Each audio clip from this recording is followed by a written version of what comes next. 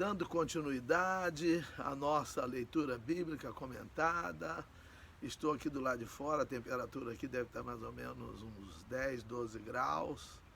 Estou com uma luva só porque senão tiro o tato para mexer com outro. Mas quero saudar a todos com a paz do Senhor. Espero que todos tenham tido uma boa festa. Eu estou muito longe, não dá para eu ler aqui para dar para recepcionar quem estiver participando. Tá bom? E estaremos lendo, terminando a carta do apóstolo São Paulo aos Colossenses, capítulo 4, porque o trabalho continua, né? Fiz aquele vídeo de boas festas, de um feliz 2022 para todos nós, tá bom? Sei que muitos estão, às vezes, sofrendo, mas que Deus possa trazer um alento. E você que está podendo alegrar-se, alegre-se com os que se alegram e chorem com os que choram. A Bíblia diz assim, Romanos 12, 15. Tá bom? Muito obrigado a você que está participando aí. Diz assim: vós, senhores, fazei o que for de justiça e equidade a vossos servos, sabendo que também tendes um Senhor nos céus. Aqui Paulo fala, porque às vezes a pessoa pensa que ela está numa posição superior à outra, que ela pode fazer o que ela quiser com a outra, né? Aqui fala servos, e isso aqui serve para a igreja. Quem está numa posição hierárquica maior deveria de honrar essa posição, né? Precisamos honrar. Às vezes alguém acha que eu sou alguma coisa, então eu tenho que mostrar que eu sou igual àquela pessoa. E Filipenses 2:3 diz: nada façais por contenda ou por vanglória, mas por humildade. Cada um considere-se superiores a si mesmo. Uma hora eu vou fazer um vídeo bem curtinho explicando isso aí, podem cobrar de mim. Eu considerar todos superiores a mim mesmo. E sabendo que todos nós temos um Senhor nos céus. Às vezes nós somos Senhor de algumas pessoas. Minha filha, por exemplo, caçula, ela tem 40 funcionários sob os cuidados dela. A minha filha mais velha, ela é diretora global de uma multinacional. Esse dia ela estava numa reunião com Israel, com Nova Zelândia, com Singapura, com o Reino Unido, né, a Inglaterra, mas ela tem um Senhor no céu. Ela tem superiores aqui, nós temos superiores aqui, mas nós temos um Senhor no céu. 2, perseverar em oração, velando nela com ação de graças. Temos que estar sempre orando. A oração é importante, mas eu gosto de dizer para vocês que a humildade, a humilhação, né, que se nós nos humilharmos diante da potente mão de Deus, nós vamos ver o que Deus vai fazer com a gente. Deus fala, se o povo que se chama pelo meu nome, ele se humilhar e orar, tem que se humilhar primeiro. A humildade, ela antecede a honra, então precisamos ser humildes. Tem gente que fala isso, mas na prática não tem humildade. 3, orando também juntamente por nós, para que Deus nos abra a porta da palavra, a fim de falarmos do mistério de Cristo, pelo qual estou também preso. E Paulo pede oração, eu também peço oração, todo mundo pede oração. Quem está falando do amor, o mistério de Cristo, né? É um mistério. Para a pessoa entender, é preciso que ouça muito, que leia bastante a Bíblia. Às vezes a gente lê, quantas vezes eu já li a carta aos Colossenses e quanto eu tenho aprendido agora junto com todos aí, né? Olha que vista linda lá, o rio está bem cheio, as árvores caíram, as folhas por causa do inverno, né? Caíram no outono em inglês aqui americano é fall, que fala de cair, as folhas caem, as árvores ficam assim, só os pinheiros que permanecem com as suas folhas, né? Mas as demais árvores. Mas quando chegar o verão, isso aqui o inverno, a primavera, vai começar a brotar as folhas, isso aqui vai ficar verdinho, verdinho, verdinho, conforme a grama que aí está, e até melhor, a grama mais bonita. Mas ele pede aqui que nos abra a porta da palavra. Nós precisamos, nós temos oportunidade, vamos pregar a palavra, falar da palavra. precisamos falar da palavra, tá certo? E nós precisamos, minha filha está ligando ali, mas eu não vou poder atender, daqui a pouco eu ligo para ela.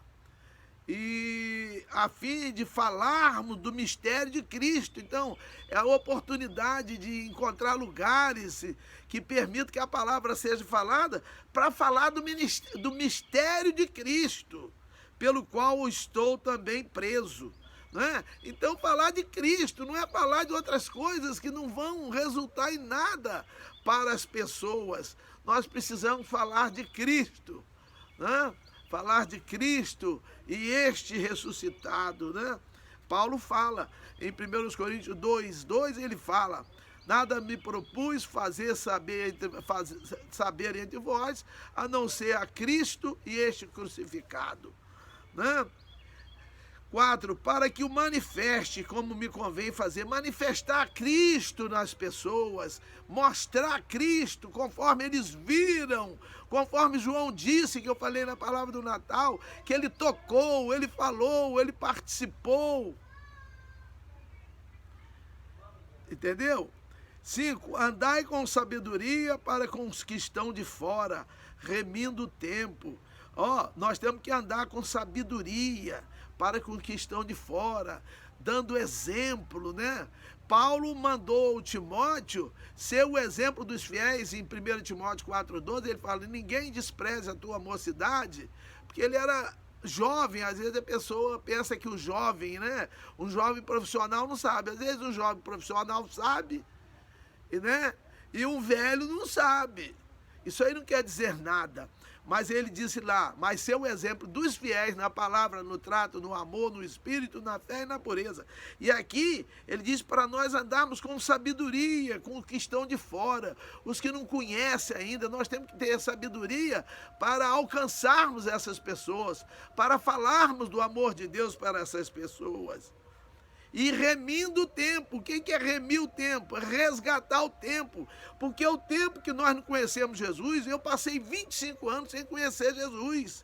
Então eu tenho que resgatar esse tempo dentro do tempo atual. Eu tenho que tomar de volta esse tempo que eu perdi. Eu preciso resgatar esse tempo. 6, a vossa palavra seja sempre agradável, temperada com sal, para que saibais como vos convém responder a cada um. Nós temos que saber tratar com as pessoas, lidar com as pessoas. E se nós não tivermos sabedoria para essa atividade de falar com as pessoas, está escrito lá em Tiago 1:5, é só pedir sabedoria a Deus, que Ele dá a todos, Ele dá sabedoria, não é? Então, nós precisamos de fazer isso, saber a palavra, uma palavra com sal, uma palavra temperada, não uma palavra insossa, né? E para que saibais como vos convém responder a cada um. 7, Tíquico, irmão amado e fiel ministro e conservo do Senhor, no Senhor, vos fará saber o meu estado. Tíquico que leva essa carta aos Colossenses. Lá Colosso é Tíquico, que é o mensageiro que vai levar, e ele fala como é que está Paulo, né? E o qual vos enviei para o mesmo fim, para que saibais do vosso estado e console os vossos corações, juntamente com Onésimo, o amado e fiel irmão, que é dos vossos. Onésimo, nós vamos ler uma hora a carta a Filemon. Filemon era patrão de Onésimo, e Onésimo estava preso com Paulo. Paulo, quando escreve essa carta, ele estava preso. Então, ele manda Tíquico junto com Onésimo, um amado e fiel irmão, que é dos vossos, que ele era de lá de Colossos. Ele vos farão saber tudo o que por aqui se passa. Então eles iam levar a notícia da situação, mas Paulo estava sempre preocupado com a pregação do evangelho, que deve ser a nossa preocupação, falar da boa notícia, que Jesus salva, que nós temos uma esperança de vida eterna, que nós não temos só a esperança da morte. As pessoas dizem que a coisa mais certa daqui é a morte. E a morte vem mesmo, mas nós temos esperança de ressuscitar, porque Jesus prometeu, não foi o homem que prometeu, não. Foi Jesus quem fez essa promessa, esse compromisso conosco, não é? E diz aqui, 10, Aristarco, que está preso comigo, vos saúda, e Marcos, o sobrinho de Barnabé, acerca do qual já recebeste mandamentos. Se ele for ter convosco, recebei-o. Então ele lembra aqui de Aristarco, que estava preso com ele, um companheiro dele. Aristarco foi um homem de Deus que também preocupou-se, que também se preocupou em pregar a palavra de Deus, e ele mandava a saudação. E Marcos, sobrinho de Barnabé, ele apresenta Marcos, se ele for aí ter convosco, recebei-o. 11, e Jesus, chamado justo, não é Jesus Cristo aqui, é Jesus, um outro companheiro de luta, de caminhadas, de pregações, de ensinos, os quais são da circuncisão. São estes unicamente os meus cooperadores no reino de Deus, e para mim tem sido consolação. Ele estava ao lado de Paulo, Paulo sofrendo prisões, aflições, né? Que estão bem descritas lá na segunda carta aos Coríntios, capítulo 11, versículos 23 a seguir. Você pode ler lá o que Paulo passou por causa do Evangelho, né? E ele diz que esses companheiros têm sido consolação. Nós temos que achar companheiros que nos ajudem na luta, consolando-nos, né? E para isso nós precisamos criar um ambiente para isso.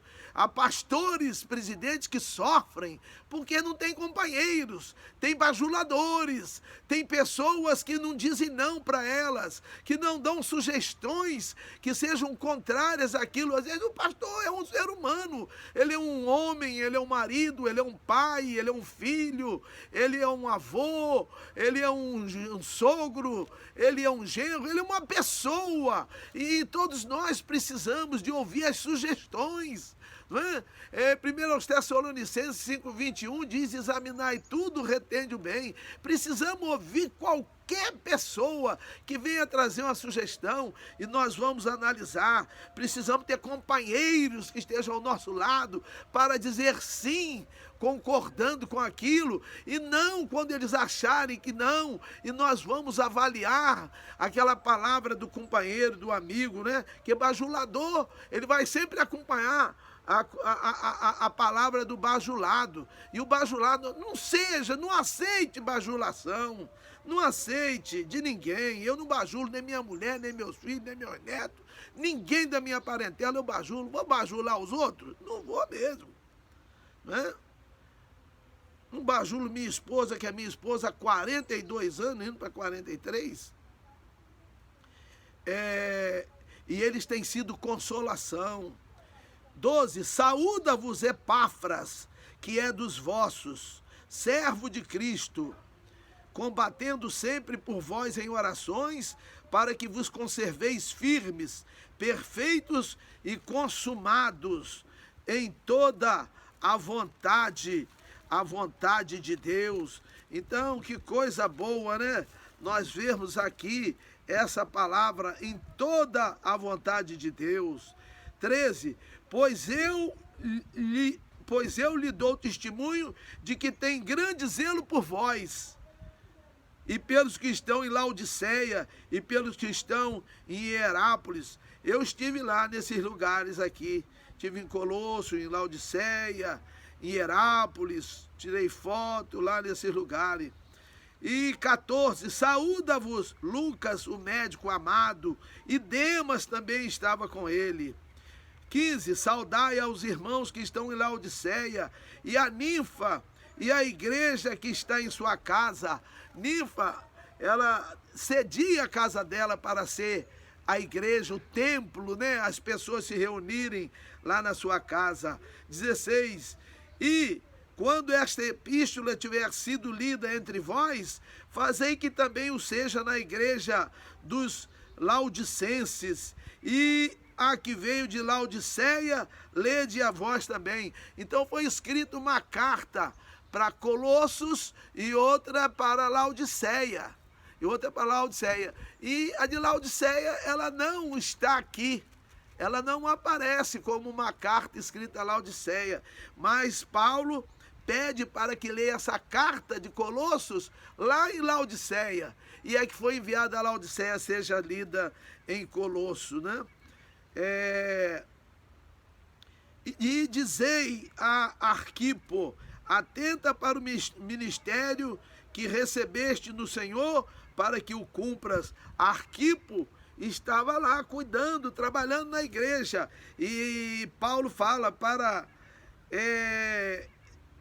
aqui dizendo: atenta para o ministério que recebeste, Arquipo. A tarefa, meus irmãos, nós temos que ser zelosos com o ministério que recebemos, né, no Senhor, para que o cumpramos. E o Senhor, Ele ajuda-nos a cumprir o ministério. A Trindade, Filho, Pai, Espírito Santo, eles ajudam-nos para que nós cumpramos a nossa função. 18. Saudação de minha mão, de Paulo. Lembrai-vos das minhas prisões. A graça seja convosco. Amém. Paulo pede para lembrar das prisões dele, né? Coisa triste estar preso, e ele estava preso lá por causa de Cristo. Tem gente que está preso porque cometeu um ato criminoso, não é? Um ato assim, mas ser preso por causa de Cristo é outra coisa. É pior do que um preso político. E Paulo, ele estava preso junto com esses outros aqui por causa do nome de Jesus Cristo. Então, meus irmãos, nós nunca sofremos nada, nenhuma afronta. Eu mesmo nunca levei nem um empurrão, nem um nome feio por causa do nome de Jesus Cristo. Portanto, sejamos firmes e constantes, sempre abundantes na obra do Senhor, sabendo que o nosso trabalho não é vão no Senhor. Nós estamos trabalhando para aquele que é galardoador daqueles que o buscam. Ele é premiador. Paulo, em 1 Coríntios 9, 16 e 17, ele diz: se anuncio o evangelho, não tenho do que me gloriar, porque me é imposta esta obrigação. Ai de mim, se não pregar o evangelho, se não anunciar ou pregar o evangelho. Mas se faço de boa vontade ou de boa mente, terei prêmio. Nós temos prêmio. Deus premia quem trabalha para Ele. E os prêmios de Deus não são conforme os presentes que foram trocados no dia 24 em alguns países, no dia 24, no dia 25, igual aqui nos Estados Unidos, centenas de presentes, mas é algo que o olho nunca viu, que o ouvido nunca ouviu falar e que ninguém imagina o que seja. É isso que Deus tem preparado para aqueles que o amam. Portanto, meus amados, continuemos nossa batalha. Enquanto tivermos fôlego, força para falarmos, estaremos falando do amor do Senhor. Que Deus continue abençoando a todos nós. Muito obrigado a todos vocês aí. Não citei o nome, porque eu estou mais distante, para vocês terem uma vista melhor lá de trás. E aí não tenho como saudar a todos, né? Mas que as mãos do Senhor continuem sobre nós, guardando-nos, ajudando-nos. Um bom dia, né? Que este ano possa terminar um ano com o conforto do Senhor, com o consolo do Senhor, com a alegria do Senhor, que é a nossa força, né? E eu agradeço a oportunidade que Deus me dá de fazer esta pequena obra em nome do Senhor Jesus. Amém, amém, amém e amém.